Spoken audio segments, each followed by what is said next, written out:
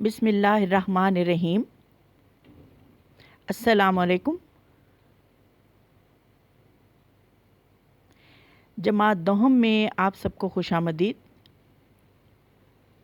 Online classes में जमात दोहम का आज हम आगाज़ कर रहे हैं। उर्दू में आज जो चीज़ हम पढ़ने जाएंगे वो पहला चैप्टर है, लेकिन उससे पहले हम उर्दू का सिलेबस लिखेंगे।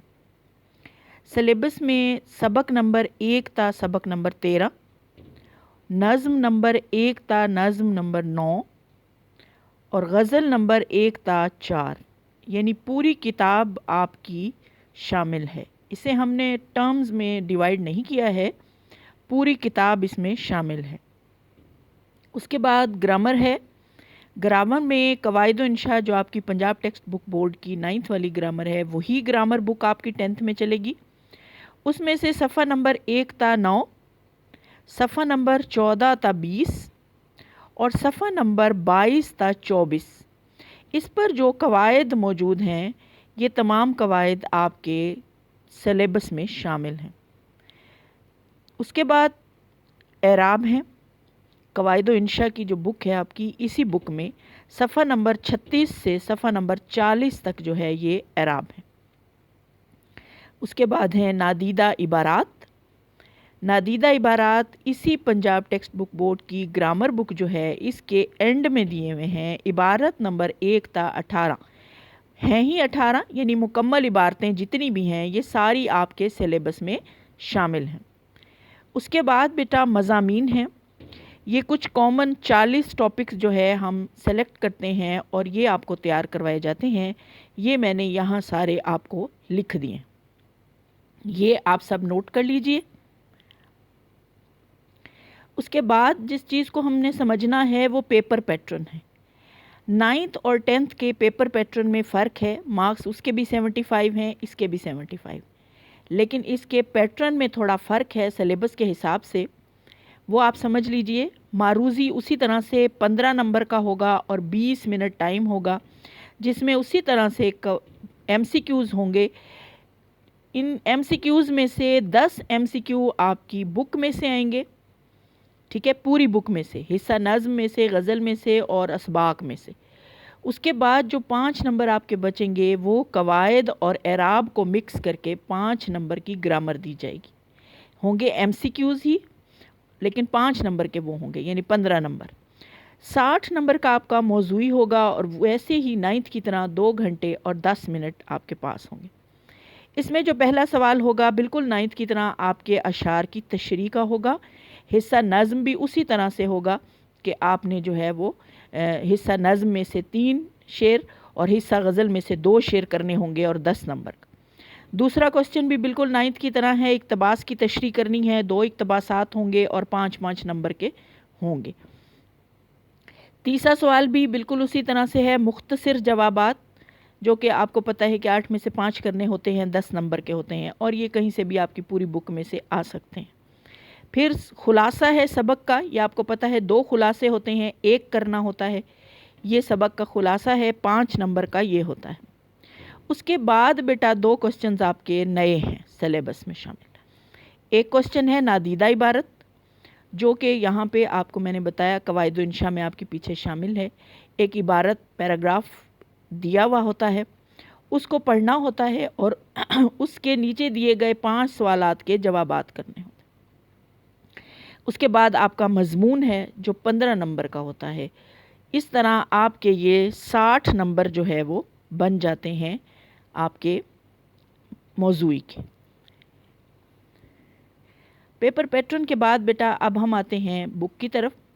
ये आपकी उर्दू की जमात दोहम की नई बुक जो है ये आपके पास मौजूद होगी। इसमें आज हम पढ़ेंगे शाहिद अहमद देहलवी। पहला चैप्टर है, उसके मुसन्निफ़ का नाम है शाहिद अहमद देहलवी। ये उनका तारुफ़ आज हम पढ़ेंगे। शाहिद अहमद देहलवी का तारुफ़ आपके सामने खुला हुआ होगा बुक में, ठीक है। इसका पहला पैराग्राफ हम पढ़ने लगे हैं, ठीक है। पैदाइश है इनकी 1906 की और वफ़ात है 1967, 67। शाहिद अहमद देहलवी दिल्ली में पैदा हुए, دہلوی جو ہے وہ کیا ہے؟ صفت نسبتی ہے. دہلوی کسی بھی مصنف کا، شاعر کا یا کسی بھی بڑے بزرگ کا، اولیاء میں سے ہو کوئی، ان کے نام کے ساتھ جب کسی شہر، مقام یا جگہ کا نام ان کے نام کا حصہ بنا کر لگا دیا جاتا ہے، اسے صفت نسبتی کہتے ہیں. یعنی اس شہر سے، اس جگہ سے، اس مقام سے ان کی نسبت تھی، تعلق تھا. ٹھیک ہے، جیسے آپ پڑھتے ہیں حفیظ جالندھری، جالندھر سے تعلق رکھتے تھے تو حفیظ جالندھری. جیسے آپ جو ہے وہ یہاں پر اپنے ملتان میں پڑھتے ہیں بہاؤالدین زکریا ملتانی. ٹھیک ہے، ایسے ہی جو ہے وہ نام کا حصہ جب کوئی شہر بن جائے تو وہ صفت نسبتی کہلاتا ہے. تو دہلی سے تعلق رکھنے کی وجہ سے ان کو دہلوی کہا جاتا ہے. یہ نیچے دہلی کی جو ہے وہ تصویر بھی یہاں موجود ہے، آپ دیکھ لیجیے. وہ ڈپٹی نذیر احمد دہلوی کے پوتے اور مولوی بشیر الدین احمد کے فرزند تھے. ٹھیک ہے بیٹا، میں میننگز بولتی جاؤں گی، لیکن ہو سکتا ہے اس طرح سپیڈ کے ساتھ آپ نہ لکھ سکیں، اس لیے ویڈیو کے اینڈ میں نے الگ سے میننگز کی لسٹ بھی لگا دی ہے. آپ وہاں سے میننگز دیکھ کے اپنی بک پہ آرام اور سکون سے لکھ لیجئے گا، تاکہ املا کی غلطی بھی نہ ہو اور ٹائمنگ بھی جو ہے وہ آپ کی سیٹ ہو جائے. وہ ڈپٹی نذیر احمد کے پوتے، آپ کو پتہ ہے ڈپٹی نذیر احمد، یہ نیچے جو ہے وہ ان کی تصویر دی ہوئی ہے، آپ نے ان کا 9th میں بھی ذکر پڑھا تھا، چیپٹر تھا ان کا. یہ جو ہے وہ ہمارے اردو ادب کے سب سے پہلے، سب سے بڑے ناول نگار مانے جاتے ہیں. تو شاہد احمد دہلوی کا تعلق گویا ایک بڑے ادبی گھرانے سے تھا. ان کے پوتے تھے، فرزند مین بیٹے، یعنی ان کے بیٹے کا نام تھا مولوی بشیر الدین اور ان کے پوتے کا نام تھا شاہد احمد دہلوی. 1925 میں انہوں نے ایف سی کالج لاہور سے ایف ایس سی کرنے کے بعد میڈیکل کالج میں داخلہ لیا. ایف سی کالج لاہور کی بھی نیچے جو ہے وہ تصویر موجود ہے. یہ اس وقت جو ہے انہوں نے داخلہ لیا، وہاں سے ایف ایس سی کی، پھر میڈیکل کالج میں داخلہ لیا، لیکن شدید بیمار ہو گئے، چنانچہ طبی تعلیم جاری رکھنے کا ارادہ ترک کر دیا، چھوڑ دیا. بعد ازاں اس کے بعد دہلی سے انگریزی ادبیات میں بی اے آنرز کیا. یہ بی اے آنرز جو ہے بیٹا، ایک سمپل بی اے ہوتا ہے جو 2 سال کا ہوتا ہے، اور آنرز جو ہے یہ 4 سال کا ہوتا ہے. اس کو گویا ایم اے کے برابر ڈگری ملتی ہے، ایم اے کے برابر سمجھا جاتا ہے. ٹھیک ہے، یعنی انگریزی میں انہوں نے بی اے آنرز کیا. اس کے بعد ایم اے فارسی کا امتحان بھی پاس کی. اس زمانے میں ایک زبان کو سیکھنا یا ایک زبان کی تعلیم حاصل کرنا جو ہے وہ بہت ہی معمولی سمجھا جاتا تھا. یعنی یہ سمجھا جاتا تھا کہ ایک ادبی شخص کو، ایک پڑھے لکھے شخص کو کئی زبانوں پر عبور ہونا چاہیے اور کئی زبانوں کی تعلیم جو ہے وہ اسے حاصل کرنی چاہیے. اس لیے اکثر اوقات ہم مختلف مصنفین کو دیکھتے ہیں تو ان کے پاس مختلف زبانوں کی ڈگریز ہوتی ہیں. اردو اور فارسی تو اس زمانے میں لازمی دونوں جو ہے وہ زبانوں کی تعلیم حاصل کی جاتی تھی، اور انگریزی بھی اکثر اوقات جو ہے وہ اس کی بھی ڈگریاں پھر مسلمانوں کے پاس موجود تھیں. یہ آپ نے فرسٹ پیراگراف پڑھا. ٹھیک ہے، اس کے بعد آتے ہیں ہم سیکنڈ پیراگراف کی طرف. قیام پاکستان کے بعد شاہد احمد دہلوی کراچی منتقل ہو گئے. یعنی پاکستان بنا تو اس کے بعد یہ مائیگریٹ کر کے کہاں آ گئے؟ کراچی میں. اور تصنیف و تالیف کے ساتھ ساتھ انہوں نے انگریزی ادب سے تراجم کا سلسلہ بھی شروع کیا. تصنیف و تالیف، تصنیف کہتے ہیں لکھنا، تحریر کرنا، اور تالیف کہتے ہیں بیٹا جوڑنا، اکٹھا کرنا، ترتیب دینا. یہ یوں ہوتا ہے کہ مختلف کتب سے کسی ایک ٹاپک کو لے کر مختلف کتب سے جو ہے وہ اسی ٹاپک پر یہ جو ہے مواد لیا جاتا ہے، تحریریں لی جاتی ہیں، اور پھر ان کو ترتیب دے کر ایک اور نئی کتاب چھاپی جاتی ہے. اس کو تالیف کا کام کہا جاتا ہے، اور جو تالیف کا کام کرتا ہے اس کو مؤلف کہا جاتا ہے. ٹھیک ہے، تو یہ کام بھی کرتے تھے. اور اس کے علاوہ انگریزی ادب سے انہوں نے جو ہے وہ اردو ادب میں کتب کا ترجمہ بھی شروع کیا. پاکستان رائٹرز گلڈ کی تشکیل میں نمایاں خدمات انجام دی. 1963 میں انہیں مجموعی ادبی خدمات کی بنا پر تمغہ برائے حسن کارکردگی سے نوازا گیا. یہ ادب سے تعلق رکھنے والے لوگوں کو یہ تمغے دیے جاتے تھے، تو ان کو بھی یہ تمغہ جو ہے وہ ملا تھا. شاہد احمد دہلوی زبان و بیان پر کامل عبور رکھتے تھے. کامل، مکمل، عبور، مہارت، یعنی انہیں زبان و بیان پر، ظاہر ہے نسلاً جو ہے زبان و بیان پر عبور تھا انہیں، ڈپٹی نذیر احمد کا پوتا ہونا کوئی معمولی بات نہیں تھی، اور پھر ان کے والد مولوی بشیر الدین بھی رائٹر تھے، وہ بھی بہت اچھی، ان کی بھی بہت ساری کتب موجود ہیں، ٹھیک ہے. گویا 3 نسلوں تک ادب جو ہے وہ چل رہا تھا، تو ظاہر ہے کہ ان کے پاس جو ہے اس معاملے میں مکمل نالج موجود تھی. ان کی زبان آسان اور عام فہم ہے. عام فہم ہونا کیا ہوتا ہے کہ ایسی زبان استعمال کی جائے، ایسے الفاظ کا استعمال کیا جائے جو عام لوگوں کو سمجھ میں آ جائے. اب عام لوگوں سے کیا مراد ہے کہ پڑھا لکھا طبقہ تو مشکل ہے یا آسان ہے وہ سمجھ لے گا، لیکن جو کم تعلیم یافتہ لوگ ہیں ان کو آسان الفاظ اور آسان زبان جو ہے وہ سمجھ میں آتی ہے. تو یہ کسی رائٹر کی تحریروں کا کمال ہوتا ہے جو کہ انہیں اپنے دادا سے یہ خاصیت ملی تھی. ان کی تحریریں بھی اسی طرح سے ہیں کہ وہ عام شخص کی زبان میں لکھی گئی ہیں اور عام شخص کی عقل اور شعور کو سامنے رکھ کر لکھی گئی ہیں، اور ان کو فوری طور پر عام لوگوں کو سمجھ میں آتی ہیں. تو ان کی تحریروں کی بھی یہ ایک بہت بڑی خصوصیت ہے. وہ موسیقار بھی تھے، لیکن اردو ادب ہی ان کی پہچان ہے. یعنی ان کا میدان موسیقی بھی تھا، موسیقار بھی تھے، موسیقی بھی بناتے تھے، دھنیں بھی بناتے تھے، لیکن ان کی پہچان جو بنی وہ اردو ادب ہی بنی.